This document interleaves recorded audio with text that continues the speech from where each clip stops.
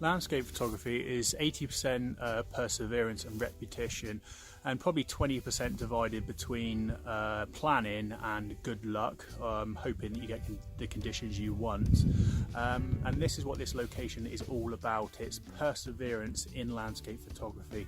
It's about getting back to those locations that you love, the locations that you really enjoy going to with your camera, and giving them a try time and time again until you get something that works, until you get the image that you want in your mind, and until you get the light and the conditions that you're happy with. Now this location is all about that. It's all about getting back to somewhere that I have visited about 15 times over the last couple of years, probably 4 or 5 years.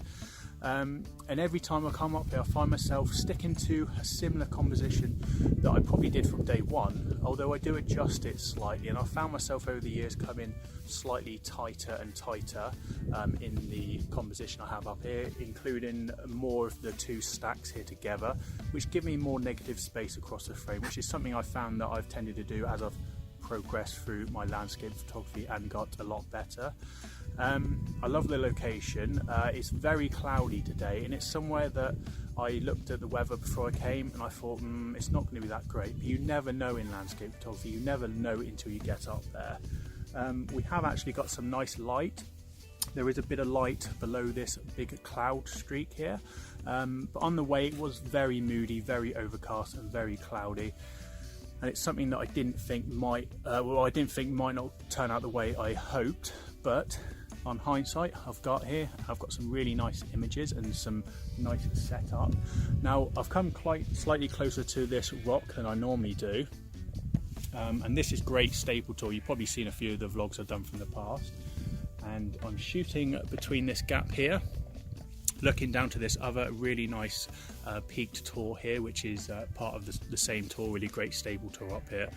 It's on the Dartmoor National Park, and like I said, it's somewhere I've been up here a few times, and I've found myself shooting closer and closer into this rock formation here to get these two stacks closer together in the composition, as I've kind of been doing this area more and more throughout the years and improving my photography. We've got some really nice light here at the moment. We've got a nice smooth band where we're probably going to get the sun pop down to any minute. Going to get some nice sunburst coming through there. So I've got the camera set up. I've got a Lee 0.9 soft grav filter on there. Now because I'm going to be shooting into the sun, I am going to be doing HDRs, which I'm not a fan of, but in positions like this, when you've got a lot of dark shadows on the back of the tours and you're shooting into a bright landscape, you are going to be getting quite a lot of shadows in there and quite a lot of overexposed areas. So I'm going to have to be doing HDRs to try and get those images to come out how I want them to.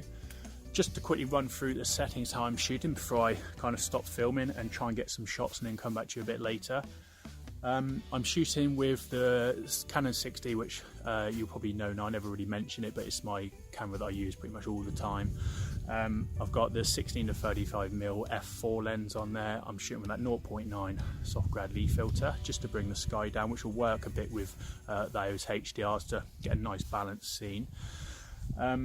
At the moment the shots coming out, it's quite dark. We have a lot of cloud here, so I'm shooting at an ISO of 50 to 100 to get some slow shutter speed, looking for somewhere between the quickest exposure of probably half a second down to the slowest one of probably 5 seconds, and adjusting those slightly with the ISO to try and get anything up to a 15-second shot.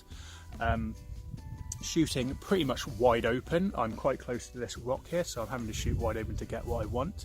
I'm going to get on with some shots now, see what I can get. I'll be putting those up any minute after this clips. You'll see the images from the golden hour, the sun going down, and I'm going to be waiting around probably into the blue hour just to get some shots of the kind of moody skies. Started doing some really long exposures, getting some really cool effects with these rocks. We do have the clouds moving to the right up here, so that will come out quite nicely. I think if we do a long exposure, I'll get that set up and I'll catch up with you a bit later.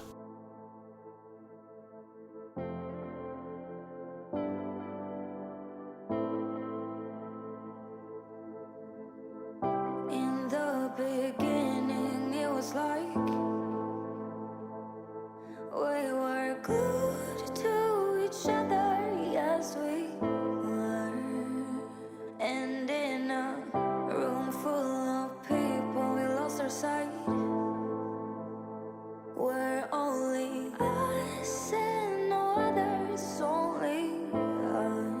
I've got those kind of golden hour shots in the bag now, and we're well into the blue hour now. We do have some quite nice light across the band still, which I'll show you. We probably won't be able to pick it up very well in this camera. If I re-expose you, there you go. We have got a bit of light coming through there still. It is quite moody and quite cloudy up here today, but I'm quite happy how the images are going to come out. They do look quite nice in the back of the camera at the moment.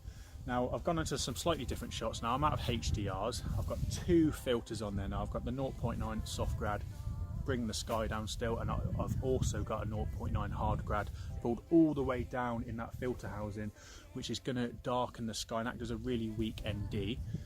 No point in putting a polarizer on this scene. The sun is setting directly in front of me, and polarizers have the best effect at 90 degrees to the sun, so no polarizer is going to be going on this, although I could use it as a bit of a weak ND, but I don't need it with this setup.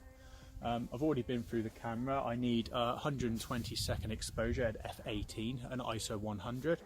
Got the remote shutter on, so I've set that off. I've made sure that I've got the lens off stabilizer, because that'll mess up the image. I'm shooting quite high on this rock here as well, which you probably can't see, but I want to try and minimize any movement because I might be getting a tiny bit of wind shake on the camera, and it's quite a long exposure at 120 seconds. I'm going to wait for that to finish now. I'll catch up you in probably about 100 seconds time now, and we'll see how that image came out.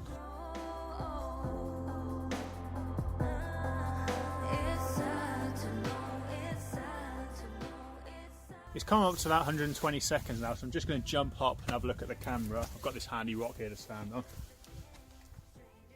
Yeah, we've got about another 10 seconds to go on that before it's finished, so I'm just going to stop my release cable now, and we're going to have a look at that image. Hopefully it's come out really nicely. We do have some movement in the cloud.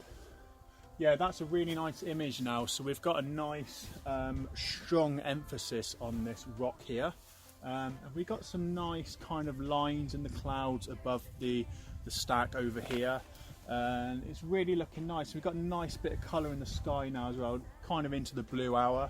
Nice kind of purple hazy colours in that image.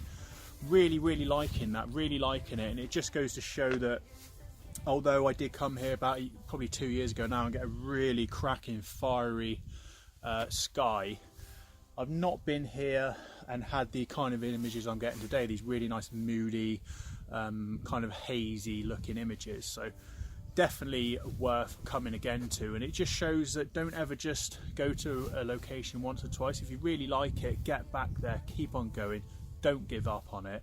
Landscape photography to me is, as I was saying earlier, is pretty much all about perseverance really. Go back to locations, get the light, get the good weather. In landscape photography there is very rarely bad weather, apart from perhaps if it's too windy to keep your tripod still, and if it's too wet to keep the rain off your filters. Every other bit of weather we get, apart from potentially maybe total whiteout, I don't agree with anyone when they say it's bad weather. I would much rather be out shooting in cloud like this than I would a clear sky. You get a lot nicer images. Getting some really moody shots doing this today. That's that one in the bag. I'm gonna put this image up now, probably have a look around as well and try and get some other images while I'm up here. It's a great location. I'm glad I got back here this evening. It is somewhere that I definitely will be returning to in the future, and I would highly recommend, if anyone is ever coming to the Dartmoor National Park, to definitely visit Great Stable Tor. It's one of those places, for me, it's the perfect location. It's just enough away from the house that it feels like I'm getting away, getting out, going for a bit of a journey.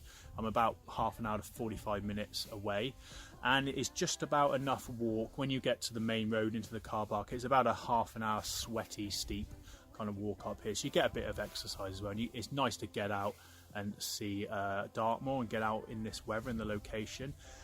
Been a really nice day. We have a lot of kind of haze and cloud coming up down from the estuary there.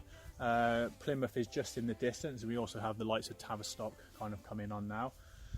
Going to hang around, like I say, a bit longer, try a few more moody images like with this, maybe even go into the 4-minute exposures rather than the 2 minutes that I've just done. thanks for watching. Hope you've enjoyed this one. I am going to be trying to do a lot more Dartmoor locations coming up now. It is somewhere that I do struggle with, to be honest. The weather is very, very interchangeable on Dartmoor for anyone who hasn't been here. It can be kind of nice cloud, high altitude, wispy clouds. Anywhere else you come to Dartmoor and you get this kind of thick cloud block in the sun. But today it's worked out really nicely. I will be getting up here again in the future when I can. Hope you'll catch up with me then. Potentially the next few locations will be here. Thanks for watching this video, and I'll catch up with you on the next one coming up. Dreams that we can never grow.